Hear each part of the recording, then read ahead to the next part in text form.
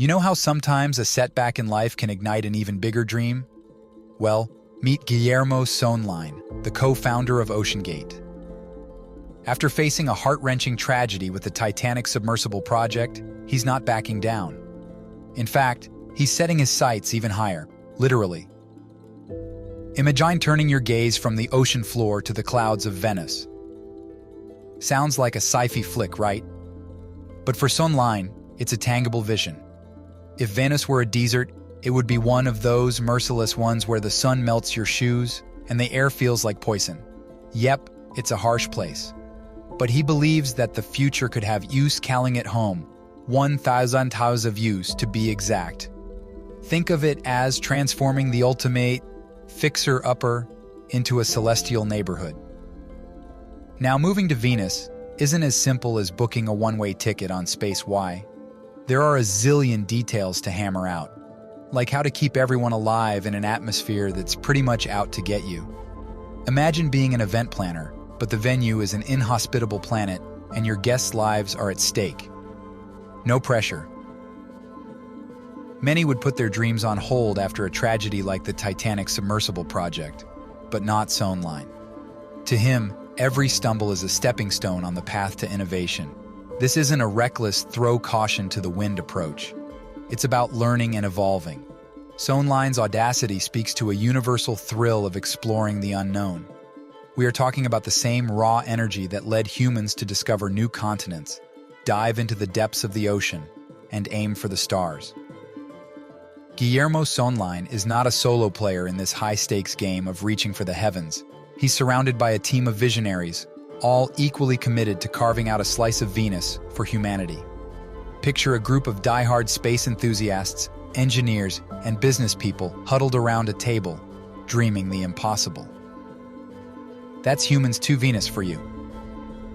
Formed in 2020, the organization is like a laser-focused think tank on a mission to literally shoot for the stars. Söhnlein sits at the helm, steering the ship as its founder and chairman. But even captains need a crew. Enter Dr. Khalid M. Al-Ali and Rohith Muhandan. Dr. Al-Ali is the navigator of sorts, his expertise guiding the strategic direction, while Muhandan is like the chief engineer, running the nuts and bolts of day-to-day operations. Together, they form the Trinity, guiding us to our celestial dream. Venus isn't exactly a five-star resort. It's hot, pressurized, and well, mostly deadly. But there's a silver lining, literally. About 30 miles above the surface, there's a Goldilocks zone, where temperatures and pressures aren't as cruel. Söhnlein and his team are eyeing this spot like a real estate agent, spotting prime land.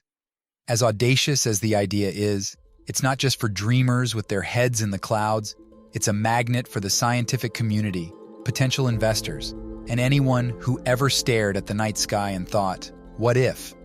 It's the Kickstarter campaign you never knew you needed to be a part of, drawing both intellectual and financial backing.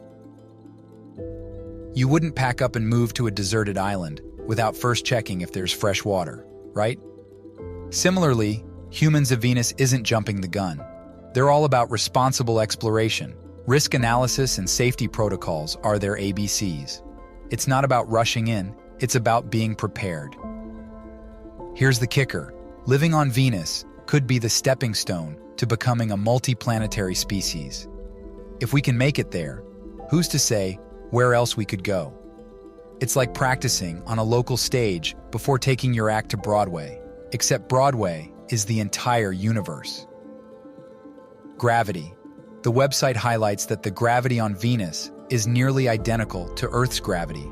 This similarity in gravitational force could offer a familiar environment for human physiology and would likely have positive implications for human health and adaptation. Temperature. Humans to Venus notes that the temperature in the Venusian atmosphere falls within the favorable range for liquid water, which is between 0 degree and 50 degree, 32 D and 190 degree.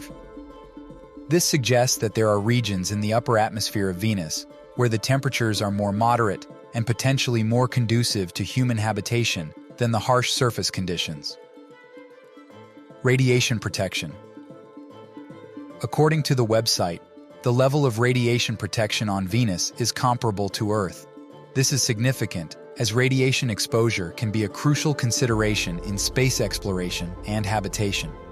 Venus' atmosphere and magnetic field may offer some degree of protection from harmful cosmic radiation and solar radiation. Pressure. The atmospheric pressure on Venus is approximately 1 bar, which is equivalent to the atmospheric pressure at sea level on Earth.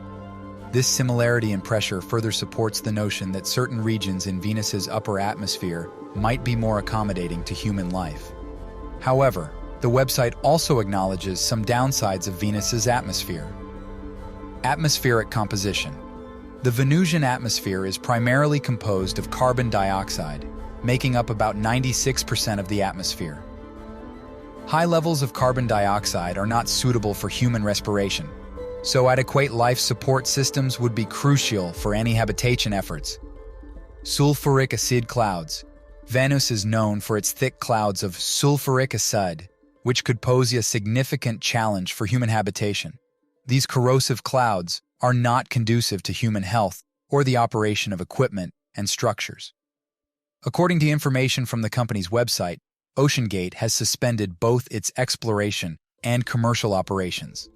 This decision comes in the aftermath of the tragic incident involving the Titan submersible, which imploded during a dive to the Titanic wreckage, resulting in the loss of all 5 individuals on board, including the firm's CEO, Stockton Rush. With all eyes on them, Oceangate isn't merely sulking in a corner. They're pulling apart their playbook, reviewing what went wrong, and figuring out how to avoid a sequel to this disastrous episode. They're taking a hard look at everything, from safety gear and protocols to the company's overall mission. Now, you'd expect their website to be buzzing with updates, right? Oddly enough, it's been radio silent on that front.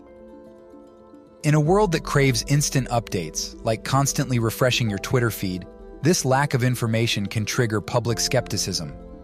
Oceangate needs to dial back in and make sure everyone, employees, the families of the victims, potential clients, and the public, knows what's happening. Let's not forget the larger context. The incident has implications that reach beyond Oceangate's offices. Imagine this as a plot twist in an epic saga that involves the global underwater exploration community. The tragedy underlines the need for everyone in this high-stakes game to level up their safety measures and risk assessments.